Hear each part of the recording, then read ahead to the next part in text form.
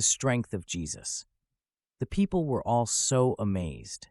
Mark 1:27. The main evidence about the life of Christ can be found in the four Gospels. However, the information we have is incomplete and limited. The writers only focus on 3 years out of the 33 that Jesus lived, and they only provide details about less than 40 days within those 3 years. Additionally, the details they share are only fragments and pieces of the whole story. While it may seem impossible to write a complete biography of Jesus based on this limited information, it is important to consider that the Gospel writers did not set out to write a comprehensive biography. Instead, they had a different purpose in mind. For example, when other authors wrote about notable figures like Frederick the Great and Lincoln, they wrote extensive volumes filled with thousands of pages. However, the Gospel writers intentionally confined themselves to a narrow focus. This suggests that their intention was not to provide a detailed biography, but rather to portray the character of Jesus. A biography requires a significant amount of material, while a character study requires much less. You do not need to know every word a person speaks. Just a few words can reveal their true nature. Similarly, you do not need to know every deed a person does. A few significant deeds can illuminate their character. Despite the small size of the Gospels, we have a deep understanding of Jesus, his thoughts, emotions, and spirit, more so than any other historical figure. Those who carefully study the New Testament often feel that they know Jesus of Nazareth better than anyone else in history. Some may argue that because Jesus lived 2,000 years ago, we cannot truly know his character. However, it is often easier to understand the character of a great individual from a distance rather than being in their presence. Truly great individuals are often not fully appreciated by those who live alongside them. Abraham Lincoln, for example, was not fully appreciated until after his death. Each passing decade has brought a greater appreciation for his greatness, and future generations will likely understand him even better. The same is true for figures like Luther and the Apostles. We, in the present time, have a greater understanding of Jesus of Nazareth than any previous generation.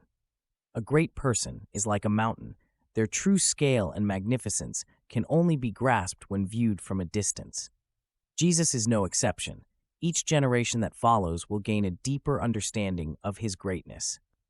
The people of Palestine during Jesus' time could not fully comprehend his greatness, but we can, because we can observe the significant impact he has had over the past 20 centuries and the profound influence he has had on countless lives. If you wish that you had lived during Jesus' time, you are actually wishing for a great misfortune. If you had lived in the 1st century, you may have been one of those who saw Jesus as nothing more than a troublemaker. You might have even joined the crowd that shouted, "Crucify him!" Let's take a look at Jesus from a distance of 2,000 years. What kind of image comes to mind when you think of him? It might depend on the paintings you're familiar with, what your teachers have taught you, or what your own imagination conjures up. We all naturally form an image of a person we've never seen just by hearing their name. You've probably done this before. When you hear about a famous person, your mind immediately starts to imagine what they look like. Later on, you might actually see them and realize that the image you had in your mind was completely wrong.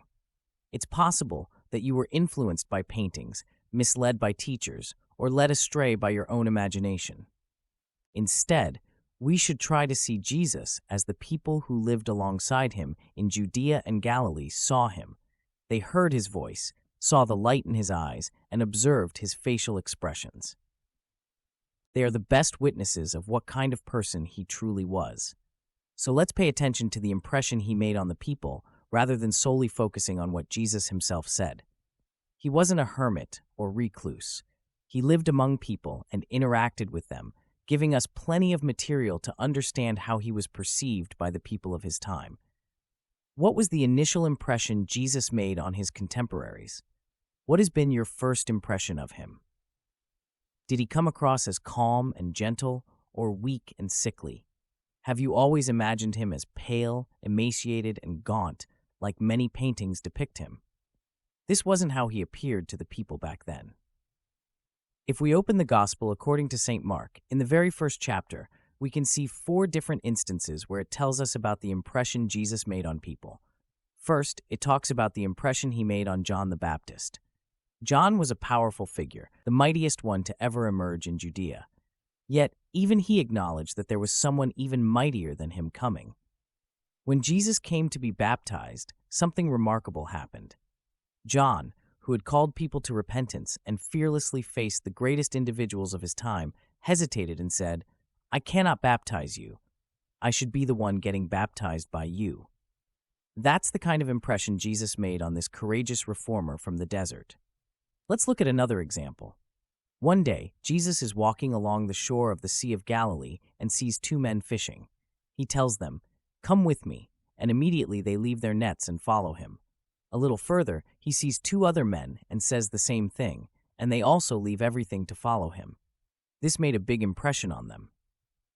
Jesus goes into the synagogue and starts teaching, and the people are amazed, not just by what he says, but how he says it. He speaks with authority and confidence, unlike the scribes. There's something in his voice that touches and moves them, a tone they've never heard before. It's the voice of someone in charge, someone strong. Another example is when there's a sick man in the synagogue, and Jesus heals him. People are surprised because they didn't expect a man to have such power from God.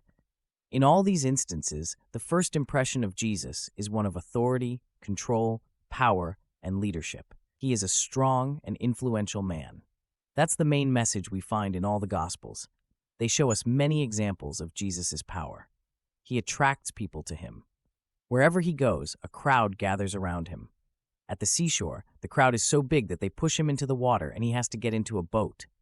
When he goes to a hilltop, people immediately fill the hillside. Even in the desert, a large crowd surrounds him. Sometimes he can't even enter a city because of the commotion it would cause. Every city he passes through is turned upside down by his presence. Only a strong person can draw such large groups of people. It's interesting to note that people from different backgrounds are drawn to him: tax collectors, sinners, and ordinary people, but also Nicodemus, a member of the highest court in Palestine, and even a Roman centurion who recognizes Jesus' authority and asks him to heal someone. Not only does Jesus attract people to him, but he also amazes them when they get close to him. Have you noticed how many times the gospel writers say that people were astonished, amazed, or filled with wonder when they were around Jesus? These writers themselves never express those emotions. Matthew never says I was surprised. Mark never says I was amazed. John never says I marveled. They write without emotions, simply reporting the effect that Jesus had on others. There's probably no better example of Jesus' power than the way different groups of people viewed him. One day, Jesus asks his disciples, "Who do people say I am?" They tell him that people have different opinions about him. Some say he is John the Baptist. Others say he is Elijah or Jeremiah or one of the old prophets. This is remarkable. People are comparing him to those who have passed away. There's no one alive at that time who can be likened to Jesus. We do the same thing. When we want to inspire people, we talk about the dead. When we talk about greatness, we mention people like Shakespeare, Caesar, Charlemagne, Alfred the Great, Lincoln, and Webster. We hesitate to use the name of someone who is alive. The Jews did the same thing. They couldn't find a living person who could match the strength they saw in Jesus.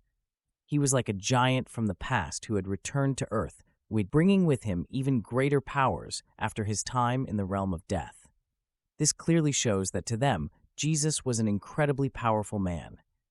And if the Jewish people felt this way about him, imagine the impression he made on the Roman officials. He impressed them in the same manner. When the police came to arrest him and asked if he was indeed Jesus of Nazareth, he confidently replied, "Yes," causing them to fall backward onto the ground. I wonder what his eyes looked like that night, shining brighter than the Roman torches and Syrian stars. Pilate, the representative of Caesar in Palestine, fears him. Despite Jesus being a poor and unarmed peasant, Pilate is still afraid of him. He hesitates, wrings his hands in uncertainty, washes his hands, and tries to get rid of him. Pilate senses a power in Jesus unlike any he has encountered before. If you want the best evidence of Jesus' power, Look no further than the intensity of the hatred and love he stirred. So many people hated him. They couldn't stand listening to him without becoming angry and agitated. He ignited storms in their hearts and awakened the worst qualities in them. He drove them mad until they cried out, "Crucify him." Only a great man can do that. You can't hate someone insignificant, weak, or foolish. You can hate Nero or Napoleon or any powerful figure, but not a nobody. Who are the most detested men in America today? Every one of them is a highly influential figure. The men who are despised and feared are geniuses with exceptional abilities to accomplish things. However, just as Jesus drove some people to hate him, he also inspired others to love him. He sparked a devotion that surpasses anything the world has ever seen. His influence spread like wildfire across Palestine, then around the Mediterranean and into the German forests. It then crossed the English Channel and eventually the Atlantic Ocean. Today, that fire burns brighter than ever and has spread across all the oceans. Jesus' passionate heart ignited this flame. These torches still burn after 20 stormy centuries because he lit them. He commanded a level of reverence that was never granted to any other person who has ever lived. He was so powerful that when people thought of him, they thought of God. The man who was closest to him saw him in a vision after his departure, and he says, "When I saw him, I fell at his feet as though dead."